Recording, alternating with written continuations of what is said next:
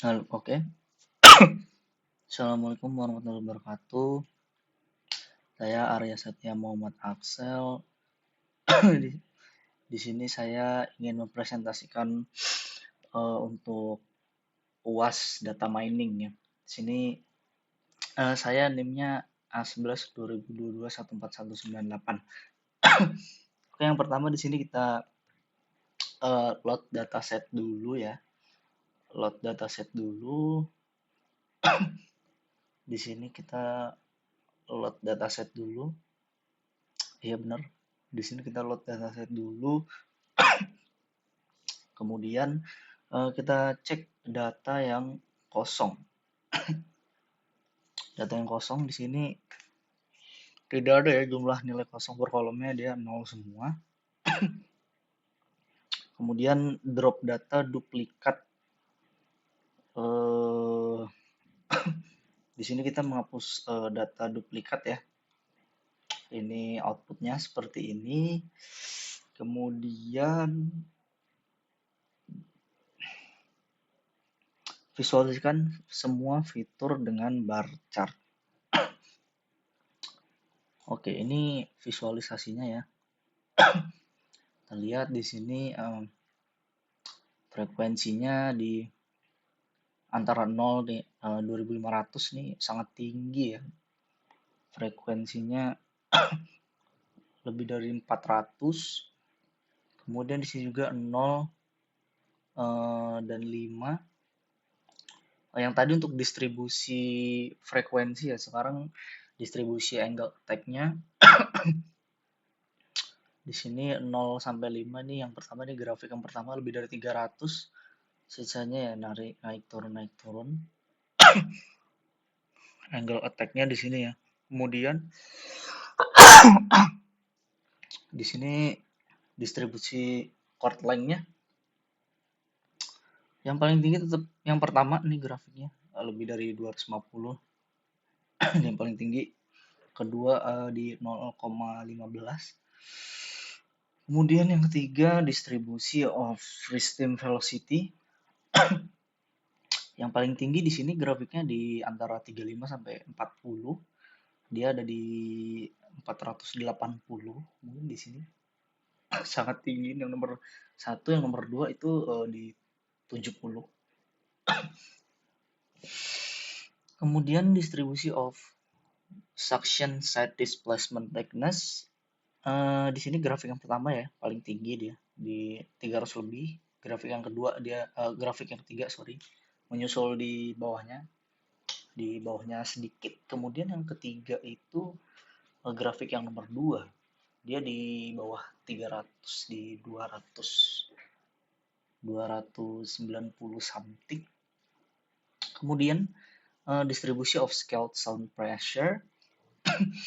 Di sini untuk grafik yang ini ya, yang mendekati 130 ini yang paling tinggi nih, di 100 lebih, disusul grafik sebelumnya, dan ini juga nih agak di bawahnya sedikit. 3 ini yang paling tinggi. Kemudian kita cek korelasinya ya. Cek korelasinya di sini fitur angle attack dan suction side displacement thickness itu sangat terkait, sehingga salah satu mungkin redundan dalam model. Kombinasi fitur dengan korelasi rendah akan lebih membantu membangun model yang lebih baik. Ini visualisasinya, ini grafiknya. Kalau dia biru dia semakin apa nih? Dia ke atas semakin tinggi, kemudian sini dia semakin rendah karena dia minus sampai minus 0,4 di sini ya. Kemudian kita membagi datanya menjadi training dan testing ya di sini. Kemudian saya menggunakan multiple linear regression ya di sini, menggunakan multiple linear regression, dan ini rumus yang dihasilkan ya. Y sama dengan 132.724 dikurang 1264 frekuensi, dikurang 4,22 angle attack, dikurang 3493 chord length, ditambah 9729 free stream velocity.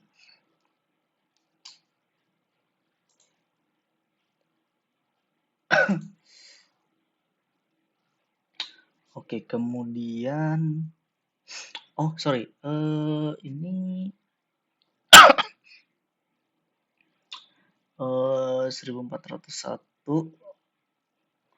kemudian dikali dengan suction side. Ya inilah 1400 suction side dikurang. Kemudian saya akan menunjukkan hasil R2, RMSE, MSE, dan MAPE. Untuk yang linear regression ini hasilnya ya. MSE yang train data itu di 23.166, tes datanya 21.956. Untuk R2-nya yang train data di 0,506, yang tes datanya R2 itu di 0,590. Kemudian untuk MAPE-nya di sini 0,030 untuk training, dan tes datanya 0,030. Kemudian untuk yang menggunakan random forest ya, di sini MSE train datanya di 0,490 dan tes datanya di 3,145. Kemudian yang R2-nya itu untuk train datanya di 0,990 dan tes datanya di 0,932. Kemudian untuk MAPE-nya train datanya di sini 0,025 dan tes datanya di 0,027. Jadi kesimpulannya metode mana yang lebih baik dan penyebabnya menjadi demikian, yaitu metode yang lebih baik itu random forest ya di sini, karena memiliki MSE dan R2 yang jauh lebih baik dibanding linear regression dengan tingkat akurasi yang konsisten antara train dan tes data. Di sini linear regression itu kurang efektif karena terbatas pada hubungan linear sehingga gagal menangkap pola kompleks pada data. Ini untuk visualisasi yang terakhir grafiknya ya. Seperti ini.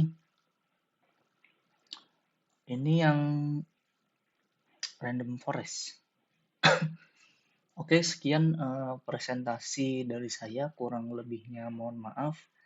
Saya akhiri, wassalamualaikum warahmatullahi wabarakatuh.